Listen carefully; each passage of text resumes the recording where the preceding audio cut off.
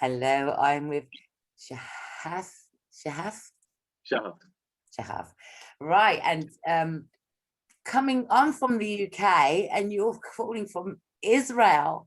And so therefore what we're going to do, who am I? I'm Kerry Mussington and I run the Mind Over Matter project, suicide prevention. And we're tackling the underlying issues of depression.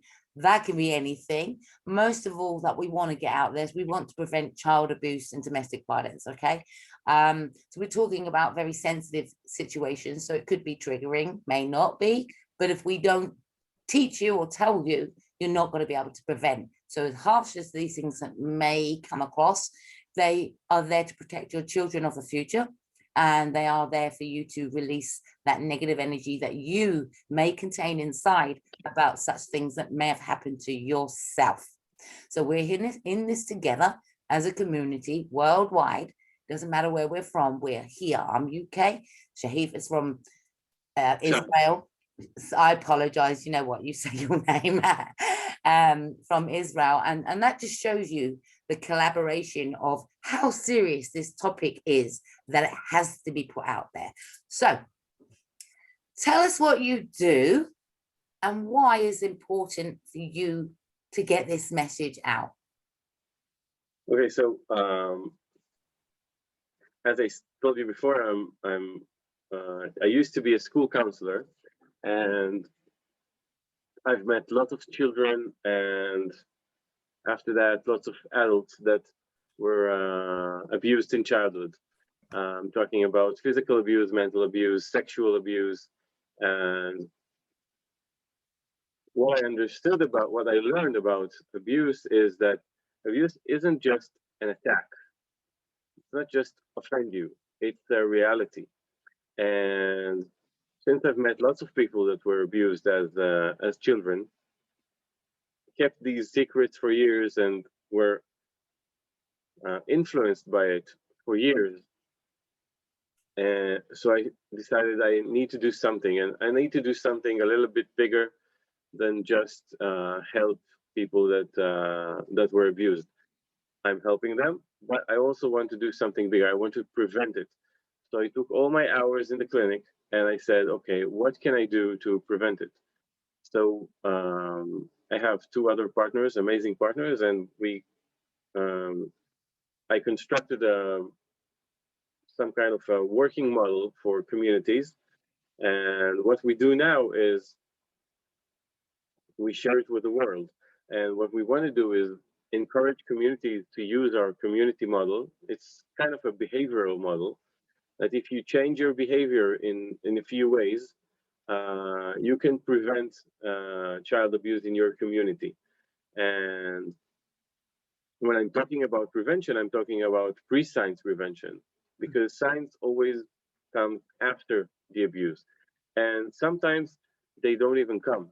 People can keep a secret for 20, 30, 50 years, not sharing it with anyone. And if we really want to prevent it, we need to prevent it before it happens. And what we suggest is kind of a community behavior that would create a safer environment, so abuse would happen a lot less. Mm-hmm. So in general, that's the general idea. So instead of just talking, you've actually got a website which actually has a video on there that I could see the video in there. Even though it isn't English for myself, there is an English version of it to get translated.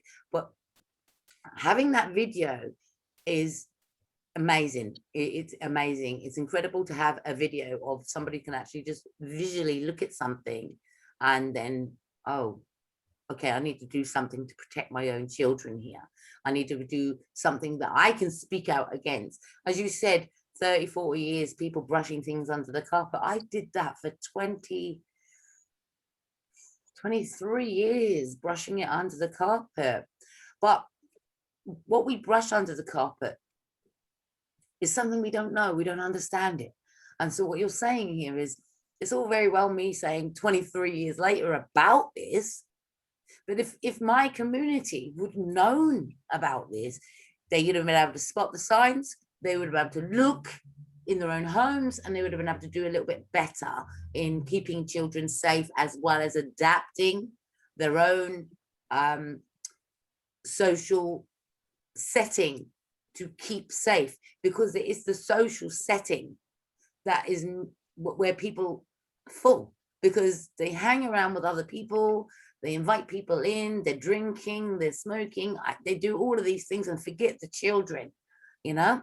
And so, and when they're not, I'm sorry to interrupt you, but this is, you just said something really, really correct, emotionally correct. It really touched me, because kids are being abused in their most closed environment. It could be inside a family, it could be in others' family, it could be at school, in kindergarten, it could be it usually is in very safe places. So we forget about the children, and if we behave a little different, and it's so basic, it's so very basic. If we behave a little different, like opening the door, not even to prevent, just to see what happens with my kids, you know, just to see how fun they're having, how they're playing with their siblings, how they're playing with their family. If you we only open the door, in 80% of the time, everything would be fine. And in those 80% that everything would be fine, we would give those kids a protection for next time, because they would know this door is going to be open. And if I know this door is going to open, I'm safer, because I'm projecting outside. I know this door is going to be open soon. I have no idea when, but it's going to open. And someone is going to look at me and see what I'm doing. So don't mess with me. Because predators and abusers knows when the door is closed, and they know how to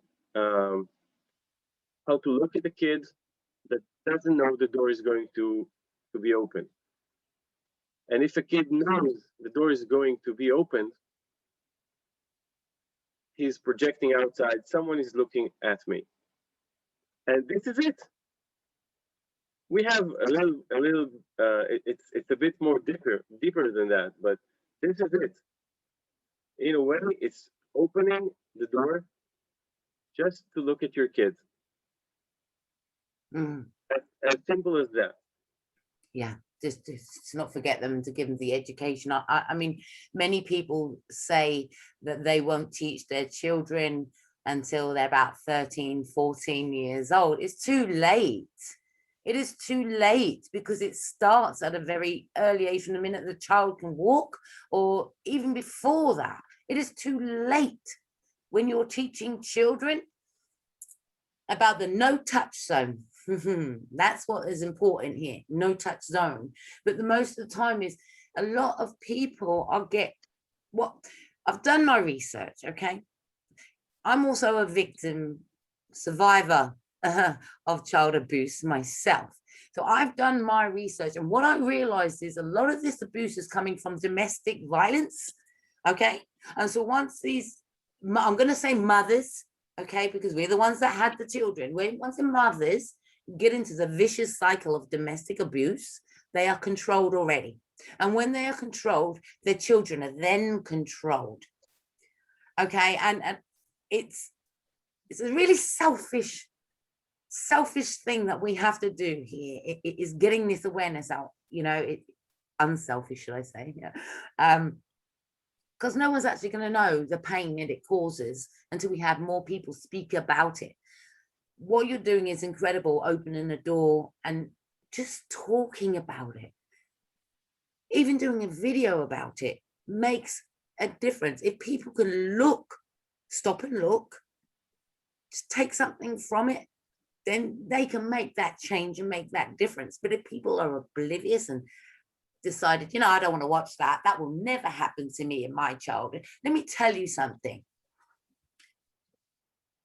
A bag of sweets is all it takes to entice a child. We should teach not to take sweets of strangers. Again, if it's happening in the home, what's the mother's role? Is to protect her children. A father's role is supposed to be to protect the children, but there are different lifestyles that one another lives, and sometimes that belief is crushing children and adults. So it's changing the belief, isn't it? That you can, about the you're looking at dominators. That's what you're looking at, dominators. People that believe it's right to sexually touch you. People they believe it's right to dominate and control you and control your children. And if we don't speak, we can't break the cycle. So I'm really grateful of you being here today. You know, I had a interview with Galette, Children of the Future, to talk about child abuse. And she asked me some questions about spotting the signs. And as you said, it's too late, 23 years later. I'm wearing those signs, you know, but it's never too late for the children today if we can get this out. So what's the important, what are some of the stories that you've heard that you didn't think, oh, there's a bit of awareness? Because you're a counselor, you deal with children. How did children come to you to show you, look, based off what you've just said, it's happened to me, or it's happening to somebody I know? What happens then? I think children and adults that came to me just felt comfortable because I'm a listener. As a counselor, that's what I do. I listen. And listening is also something very, very basic, because sometimes all you need is someone who listens to you. That's it. And what I mostly do, I'm listening. I'm an open dialogue therapist. I'm a family therapist. And most of what I do and most of what we do in lifeboats is we teach people to be present, and we teach people to be present by listening and create a deeper presence in kids' life. You talked about educating. So we don't really believe in educating kids about the no touch zone, because it's not a fair fight. If you take a kid, a 4-year-old, and an adult with 30 years old, the adult is much more sophisticated, much smarter, much more stronger. So the kid doesn't have a chance. He could be manipulated really, really quick. He could be really deeply manipulated, and manipulation, the kid might not even know he's being abused. Some kids only figure out they've been abused at the age of 16 and 17, and then they feel so shamed that they keep this secret for another 23 years, sometimes even more. So what we say, it's not teaching the kids, it's teaching the community. Because when you open the door, mentally or physically, you teach the kid that he's being taken care of. I get it. But for me, I feel as a survivor from it, I feel it's extremely important that we teach our children a no touch zone. And that's what I feel. That's just my personal. If my mother had said to me, don't let anyone touch you down there, don't let anyone touch your body, and don't let anyone bribe you with sweeties or whatever. And if my mother would have said that to me, then I perhaps would have had the courage to say, Mummy, he's touching me in the wrong place. Or Mummy, he's making me feel uncomfortable, and you said I could talk to you. So if we would had that equipment to empower us at a very early age, we could have spoken out a little bit more. But can I ask you sure. can I make it harder for you? Of course. But what if it's a doctor and you need to be exempt? Wait, just wait for a second, okay? And what if it's your dad or your grandpa? Wait. And what if it's your mom? Very true. Okay, so And wait, so if you have, and what if you need a touch, you need a hug, you need to feel love, and what if someone wouldn't touch you in those places, but you would still feel uncomfortable? well, you just So what I'm saying is that, and I just started because if I'm an abuser, I could manipulate almost everything in a kid's mind.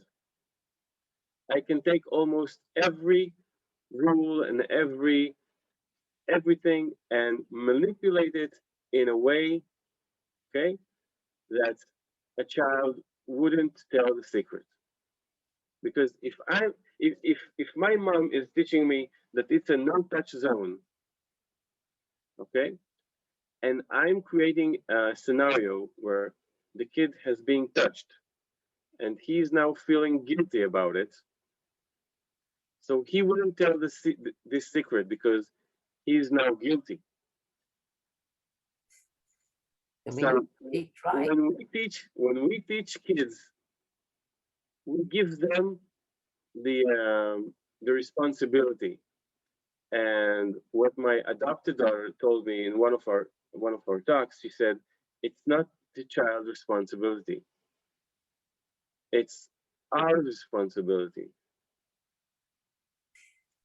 It is our responsibility. It is an adult's responsibility. Of course it is, but it's actually a community responsibility. Okay. Exactly. All right. But unfortunately, what goes on behind closed doors, you said, what if it's a doctor? Well, children should not be seen without the parent beside them.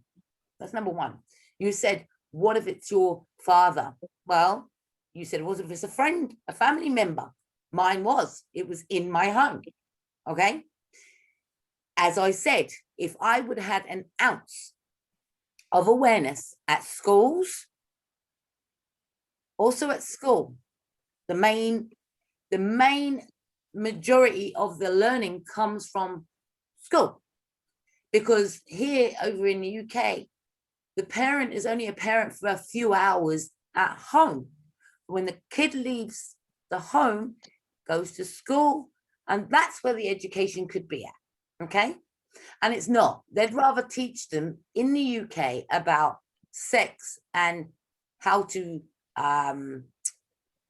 sex and protection, but they're not teaching about abuse. And that's where they need to talk more about abuse in schools.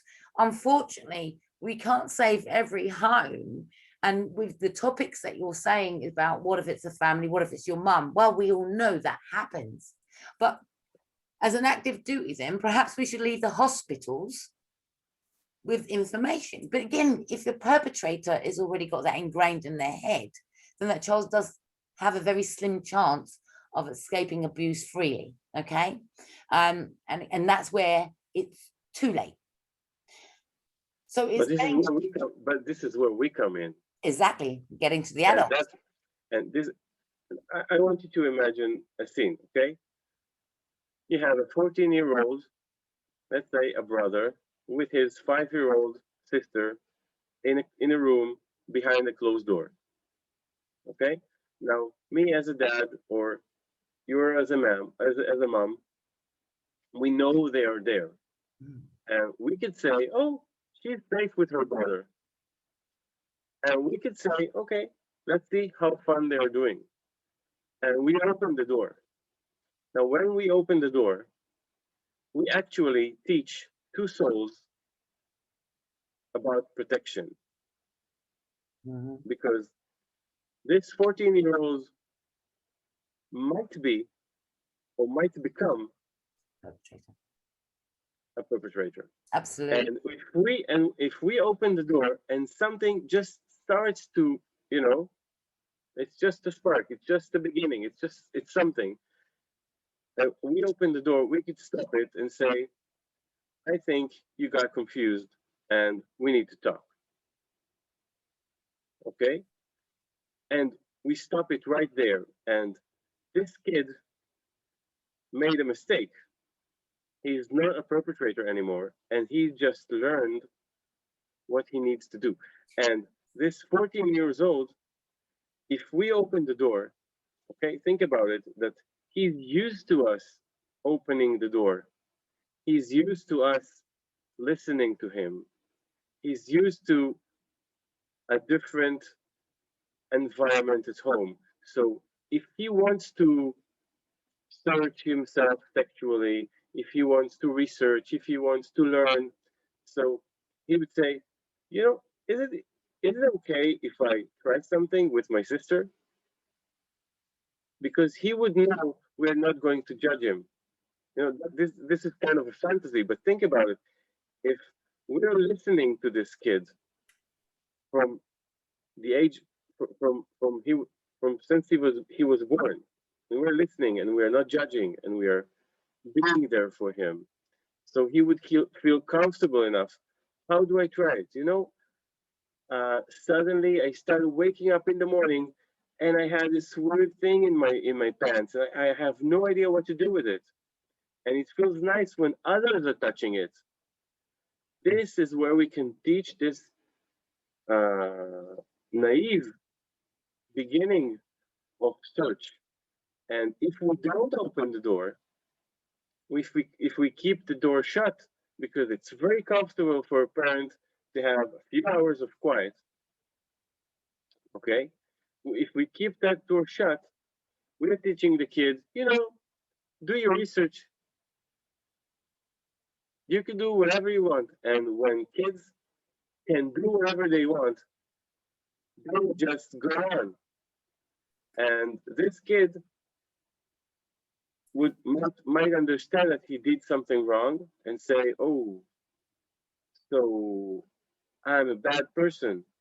And if I'm a bad person, so maybe I should act as a bad person. And that could, you know, create an abuser, a perpetrator, because he's now acting as his image of himself that he thinks he is, but he's not. Not in the beginning, not everyone. It's very interesting when you said children will explore their sexuality by the touching, and that's a very good key element of, because they want to know how their parts work, right? and at that part, perhaps there's a lot of single mothers out here, a very lot of single mothers in the UK, and when they've got boys, it's almost like, oh, just leave it alone. It really, at the end of the day, it's a very key point. What you said is, if we could have got to that point and say, look, this thing here is, you know, to teach them right. And also, you're talking about sexuality in the people's sexuality, but I do remember as a child myself, and I couldn't have been no more than 4 years old, another child touching me and asking me to, look, play with this. You know, I do remember that. And and it's seen as, oh, kids will be kids. Well, this is where you have to say, no, this is the no touch zone. This is highly important. You have to teach them right. And this is very difficult for people to be honest about their sexuality, to be honest about their sexual bits. And that's the downfall. But when you get to the perpetrators, right? I looked deep as to why my perpetrator did what he did. And I say, it must have happened to him, for him to do that. So not necessarily. Well, it doesn't just come out of anywhere. Not necessarily. You know, I think, I don't remember the statistics 100%, but if I remember correctly, it's just 5% of perpetrators who were sexually abused. Most of them comes from physical abuse.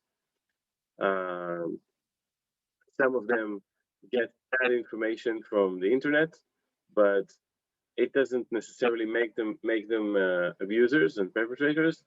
And it's very complicated, because if you think about it, there isn't much of research about what makes someone a pedophile or a perpetrator or an abuser. You know, there isn't much research. And even when you seek how these people are being treated when they're found, yeah, and most countries doesn't even have a proper rehabilitation programs. They're usually, throwing them back to jail, or first time to jail, and they would just come out in a few years. And some of them can come back to their families. It's actually very, very complicated when you talk about perpetrators. In Israel, I don't know how it is in the UK, but in Israel, the law actually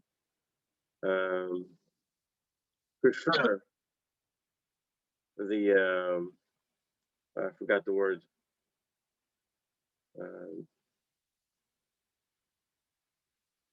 The bad person, the offender. They prefer? Kind of, because there are so many stories about offenders that, he offended his wife, broke her some ribs, stabbed her. He went to learn how to be a teacher, and the judge said, "Oh, he could learn something new, and he's off." Or child carers in daycares who abuses the kids, tie them down. Sometimes now we have a story about someone who got somewhere around 10 years in prison, but in the past, not in the far past, but in a year before, they would sometimes get community work or parole or things like that. And it's not teaching them the right from wrong, is it? It's not teaching. And yeah, and when I say the law prefer, because if you think about it, most of the time, at least in Israel and in a few other countries I know, when someone goes to the police and says, "I was abused, I was attacked," now the law procedure is that the state is how do you say it? The state is suing the perpetrator. The what? Who? Perpetrators. Yeah, and the offenders, because they're not just the offenders as general. So the law says that the state is suing the offenders, and what happens is, if I said someone abused me, I become the key witness for the state. And what happens next is that that's it.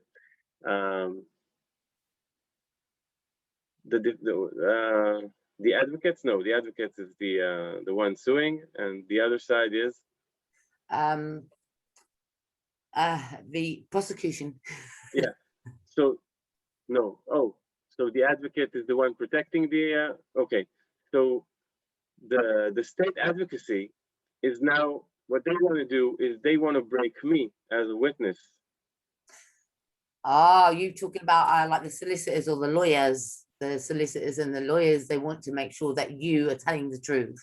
Yeah. Yeah. No, they don't want to make sure that I'm telling the truth. They want to break me as a witness. Okay. Okay. Because when they break me as a witness, the offender would get free. So I become target number one. And so I was abused, funded, traumatized by this person, and now I'm being abused, traumatized, and attacked by The the authority. state, Yeah. by the authorities. Okay, and sometimes by judges that would say, please show me how he made you, what he made you do, how did you sit, what did you see, and can you pose that to me, you know? And So this is awful. they're Sometimes you're a survivor of the abuse, and you're a survivor of the legal procedure. sure. Because the legal procedure is sometimes even more abusive than the abuse you've been through. So basically, when people say to me, I want justice, I want justice. And I'm thinking to myself, you want justice? There is no justice. There's no justice. There isn't any justice. What you're saying is that you would like to lock away your perpetrators. Well, unfortunately, it won't prevent the problem. Even when they go to prison, they only get a few months and they're back out there doing it again to somebody else. Yeah. And I think when I never got to take mine to court, could I take them to court? How was that going to be? Justice is getting this information out there so it doesn't happen again. Justice is getting your life back and implementing these, what we're talking about, the awareness on other people's children, to say, look, you know, we've got to do something about it. But most of all, justice is getting this out to people and not keeping it a secret, because I don't believe it's justice. Even now, we are not talking prevention yet. No. But you are. Sorry, I believe that even now, we're talking about the problem. We're not talking about prevention yet. What we need to do is start talking about prevention, because prevention is the key. So how do you prevent it? So as I said before, first thing is to be present, physically present. You know, when you open the door, you're physically present. And when you have someone with good intentions, physically present, you reduce the chances, or the risk, actually. You reduce the risk of abuse. Okay? And as we said, we are saving two souls. We are saving the offenders, that because they might do something that they might regret or redo it in the future, and we save the victim, okay, that who might be a victim. And the other kind of presence that we encourage people to create is mental presence, because when I send my kid to a slumber party, when I send my kid to a field trip, whatever, I can't be present all the time. Yeah. So I can text him, hey, how are you doing? How's it going? But it's, you know, sometimes the phone is on the side, or there's no reception because they're on a field trip, and I don't need to bug them all the time. I don't need a drone, you know, hovering above them and see that it's a way, but I can also send them with some mental image of myself. Because what physical presence does, it says, I'm protecting that child. Okay, this is the statement. When I'm opening the door, I'm saying, you're now being watched, you're now being protected. Okay, and when I'm a listener to my child, and we'll talk about listening in a few seconds, but when I'm listening to my kid, when I'm not judging him, when my kid knows he can come to me, whatever happens, he feels that the door is open all the time. And when a kid feels that the door is open 24/7, he is protected, because he has a mental image of someone, not necessarily his parent, of someone that would listen to him and would help him challenge, whatever challenge would come. You know, it could be a broken arm, it could be, and when a kid is going out to the world, knowing that someone is listening to him, he's projecting, don't mess with me. And sometimes it's very hard for people to understand it, but no matter what happens, if you know how to listen to your kid and your kid knows you could listen, really, really listen, and I would even make it even deeper, because it's not just listening, it's dialoguing. It's being in a dialogue, not just, you know, you should do this and that and don't go and don't play and don't play and da. It's not a monologue. If you can dialogue with your kid, okay, and your kid knows he could be in a dialogue with you, he's projecting outside, I'm being listened. And perpetrators wouldn't touch, or the risk is like 90% down that a perpetrator would touch someone, a child that he's been listened to. Perpetrators are looking for kids that knows no one would listen to them. Nobody cares about them. And a child would know he is cared when he's being cared physically and when he's cared mentally. And he would project it outside. I can talk to, I have people in my life that I could talk to. And this projection is like a bulletproof vest. So what you're saying is, if we as parents could talk to our children openly and honestly without fear, they stand a better chance. Listen to our kids, not talking to our kids. Listen, dialogue with the kids, not just talking to them. You know, when in English it's even no, actually in Hebrew it's also as problematic as in English, because when I say, yeah, we had a good talk. Yeah, what did you talk about? I told him, you know, I told him about masturbation, and I told him about the no touching zone, and I told him that. And kids usually don't listen when you talk.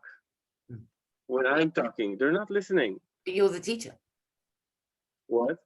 But as an adult, you're supposed to teach. So you say listening. Yes, we can listen, but if we don't talk to them about these things as a prevention, and you're saying just listen to the child, listen. Yeah, just listen. I don't think I have to go back and put myself back in that child's place and look at the environment that I was in, whether or not I could talk to my mom. One of the big key elements is I knew my dad would protect me. Okay, I knew my mother would protect me. I couldn't tell them. And can I be a little bit rude? What made you think that you can't tell them about it? What prevented you from talking with them? Okay, this is a good question, because my father was quite a dominator, and whatever he says goes. Can I keep being rude? Go ahead. It's called breaking it down. When you say my dad was a dominator, right? Yes. So that means you didn't have a dialogue with your dad. No, and you're absolutely right. There wasn't. You just get on with life and deal with life, but you don't. No, I'm not blaming anyone. Situation. I'm not blaming anyone, because no one gave him the tools, the proper tools. That's right. Think about it. If you had from the day you were born the ability to know, deeply know, that your dad is a listener, that you can say anything. I wouldn't have told him. I have to say, from my point of view, whether or not they were good listeners and telling me that I can tell them about anything, I didn't tell them, because of fear of what they would do to the man that did it to me. And I did Okay, not want. okay, pause again. Why would you fear of what they would do to the man who did this to you? Because if my dad would have gone and killed him, he would have gone to prison. So you know that your dad would have gone and killed him. Mhm. Okay, so this isn't dialogue, because if you would know that, let's take a different scenario, okay? Because I can take your dad. You know, this is an image of dads. They want to protect their kids, and you said before, I want to get justice. No, there's no justice. And killing someone is sometimes what we think would bring justice. And you know, when I just started working with survivors, I went to take a few sessions for myself to really understand what's going inside me and how can I be a better therapist. And I asked my instructor, and I said, you know, whenever I hear about abuse and these kind of abuse, what I want to do is I want to go to that person and I want to do horrible things to. You know, killing is easy because he would get away fast. I want him to suffer. You know, I want him to know. And he said, she said actually, she said that's because you want to change the world, and what you need to do is you think how you help your patient, and think about it. If I have a dialogue with a kid as a parent, as some kind of an adult, in this child's life, okay, and we have a dialogue, and this kid is coming to me and he says, you know, Shahaf, I have this kid in class that he's abusing me, he's treating me, he's not nice to me, he takes things from me. You know, it starts with the little things that we lose faith in our parents and in our adults in our life. And I say, okay, so we should do this and we should do. I'm going monologue. This is, we need justice, and it's not the proper justice. But what if I'm a listener and I'm dialogic and I say, okay, so you're saying that this kid is taking things from you, he is abusing you, he's not talking nicely to you, and how can I help you with that? What can we do to make it better? How are you going to deal with it? So, and now what I do is I keep quiet. That's all I need to do. And so this kid, okay, so this kid would learn that I wouldn't go to jail. Because what you said is, I know if I'm going to tell my dad about who hurt me and who abused me, my dad is going to jail. Right. And then let me tell you, when I talk about that, then we go back to the image of the father. Obviously, he's brought up on his own beliefs. We go back to the image of the father. What the father is coming off across is an aggressive person, unapproachable. And that's what you're saying. So with the personalities of parents, loved ones, guardians, you have to be approachable. And that's what you're asking. Yeah, to break that down in my terms. And unfortunately, you know, the way of the world, yes, we can do better if we are equipped with the information. But I do believe the adults has to change themselves, because all too often, I mean, it's completely different over here, isn't it, than what it is going to be over in Israel, because I don't know much about Israel and your beliefs and your culture differences, but I do know over in Great Britain, it's more of a beer and football and everything else. Okay, so they're already here. That's kind of the same. It's not that different. Well, I don't. Differences, but it's kind of. Well, wait a minute. Let me. You're talking about culture differences now, though. So let me ask you a question because I am unaware. In Israel, are the women seen? Can they be independent, or do they follow instructions from their husbands? Let me ask you that question. Women? Do women have to obey their husbands in Israel? Well, no, not as a. Actually, that's the first time I've been asked that kind of question. Good. But no, actually, no. Israel is, I want to say, advanced, but it's not. It's not really. But because if you look at it from a cultural perspective, so we're kind of advanced. We're very. You have women rights. You have. It's not that different from the UK. The thing is, when you go to when you go, as I said, it's not about women or men. It's more about who are you in front of the law. But it is. But it is. Sorry, for myself, this is why it's important that I asked you that question. I don't over here. Marriage is taken too lightly. Okay, in certain other countries, wives are to do their wifely duties, and the man is more dominant and more prominent as the provider. And if the wife doesn't listen in certain countries, she's outcasted, she's stoned, she's beaten to death. It doesn't matter. But so I have to ask that question because it is vital that we're on the same page here when it comes to domineering behavior. And I feel that they go hand in hand on beliefs. So when I talk about marriage in different communities, for a starters, we have our own beliefs. And marriage in different communities, whether it's culture belief or not, I do not believe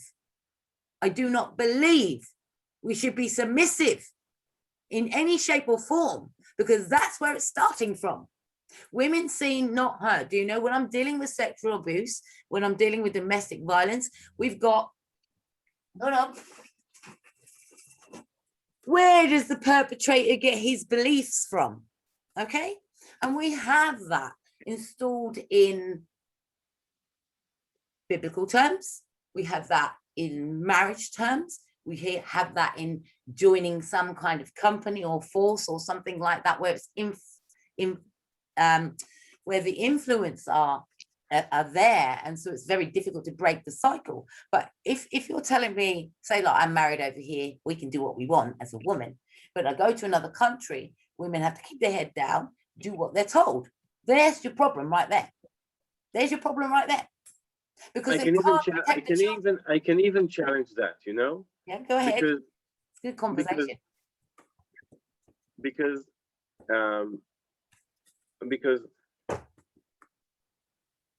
a dominant family doesn't have to be an abusive one. No, it doesn't. I mean, you get that. Come on, you get good and bad in every relationship, right? So yeah, you could have abuse in every kind of family, in every kind of culture. But it makes it more harder. If you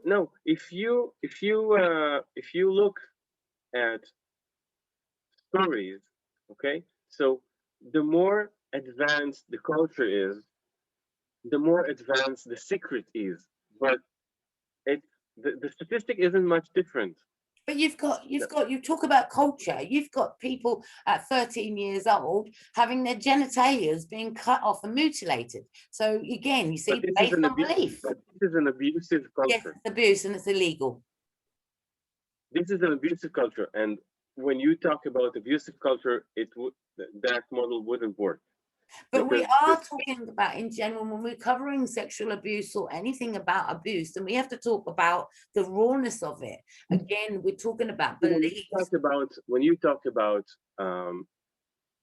abusive cultures, we're talking about something which take our model to a higher level of global responsibility. But when you look at our model in a community, in a small community level, it first needs to address the everyday community. You know, my community, your community, our neighbors' community, because we have abuse in us inside these communities, and we ignore them.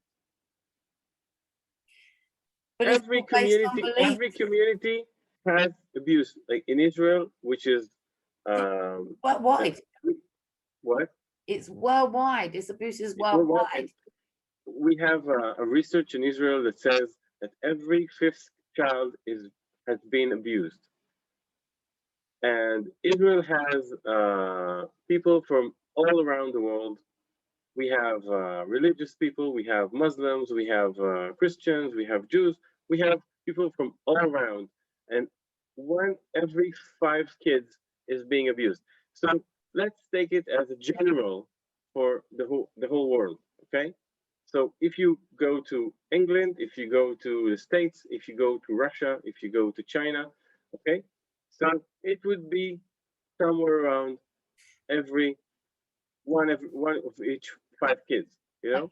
I get that. But what I'm really trying to point out here is that I get that. And when we look at the abuse, yes, we understand it happens worldwide, but it's more enforced in a belief system. Sometimes that women should be seen and not heard. Therefore, they, again, when you're looking at the belief system, some people believe that men own women, okay? And that's where a lot of this is coming from when it goes into domestic abuse as well, because of that belief system. That belief system can come from what? Anywhere, okay? And that's the thing. It could happen, but it could happen anywhere, you know, because but how are you going to break it? Even say, you know, you said dominance, and when you talk about abuse is about dominance, and people that would have dominance issues, okay, might, and you know, I just figured out something about our model, but I will share it in a second.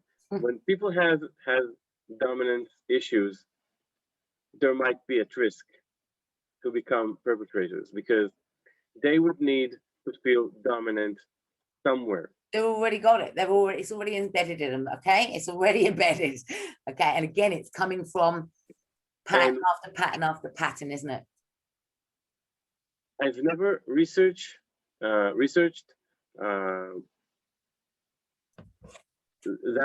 area, but when you talk about dominance, what we always say that if the law prefers the perpetrator, what we want to do, we don't want to weaken the perpetrator, because when you fight something like that, you might only lose. When you want to make someone weaker, he would only grow stronger. But what we want to do, we want to enforce and make the community stronger, because if you think about it, it takes one perpetrator per community to ruin everything for everyone. Oh yeah. So we don't want to weaken the perpetrator. We want to make the community stronger. We want to make the community talk more, be more dialogic, be more present, be more active, proactive, not just reactive. And by the community becoming stronger, okay, so even the perpetrator would find his place, or his place to be rehabilitated, because the community would say, we need to treat that perpetrator right, so he wouldn't come back hurting us. So we need to teach him. We need It's an to. addiction, isn't it? It's an addiction. Well, you're trying to break an addiction. That's what you're trying to do. No, no. Listen to me. I'm not trying to break anything. I'm not trying to hurt anyone. I'm talking about the perpetrator. I'm talking about the community. Yeah. What we're talking about is make the community stronger, By more getting resilient. so Think about it. so getting that. When you get to somewhere safe and you feel safer, you feel stronger. You could progress. You could shine. You could work. You could grow. When you feel safe and strong, you can do whatever you want. Okay, Shahaf, I'm a mum, and so what you're saying, so okay, it happened to me, so how do I prevent it happening from my children? Okay, and that, so I had to empower the no touch zone to my children the minute they could talk. Okay, that's how I helped my children to talk openly and honestly. That's how I could help my children. But when my children encounter new girlfriends or new boyfriends or whatever else there is in the end, unfortunately, some of the people that we encounter don't have that upbringing. They don't have that information. So what you're doing here, even just today, talking about it makes that difference. You creating your website, which you can, let me get that up, you creating your website and talking to the community, that's a start. Saying nothing does nothing. Saying something saves somebody. No, listening to someone say something saves somebody. Absolutely. So we can find what you're doing on HTTPS, there's little dots, lifeboats lifeboat4all.org. I will put that on the link when I do the write up about that. That's where we can find that. And it's how do you say that? I see I'm learning something new about your culture today.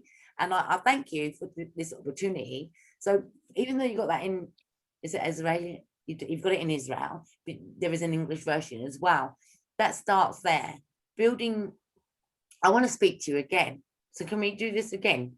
And I might even, today was a little bit of a surprise for me, but next time we could do it with Esti, which is my partner. Yeah. And she usually has more smart things to say than I do. I found it quite awkward, to be honest. We've got a couple of minutes left. It's difficult speaking to somebody that's not abused. So that was strange for me to do this with you, okay? Because then I want to fight you. I'm like, no, you're wrong. But it was good to listen to two different ways that you can get that information out there. And that was what was important here today. And I want to know more. I would like to help more. If I can help more and do workshops where we can do these preventions, that so be it. So what we're talking about is collaboration worldwide. It doesn't matter where you're from. We need to understand. And again, it doesn't matter about your religion, your background, your color, your creed. When you're a parent, you have a need to keep those kids safe. And sometimes we have to understand that although we're born into a belief, we have to find our own belief and what's right and do right by these children if we're going to save them. So from UK, I am Kerry Mussington, and from Israel, please pronounce your name. Shahaf Ben-Shalom. You heard that, Shahaf Ben-Shalom. There we go. We are bringing some really serious awareness here today, and we're going to come back and talk so much more on awareness. It's not going to be the last you'll see of us, but I want to say thank you so much for listening in. Thank you very much. Trigger to you.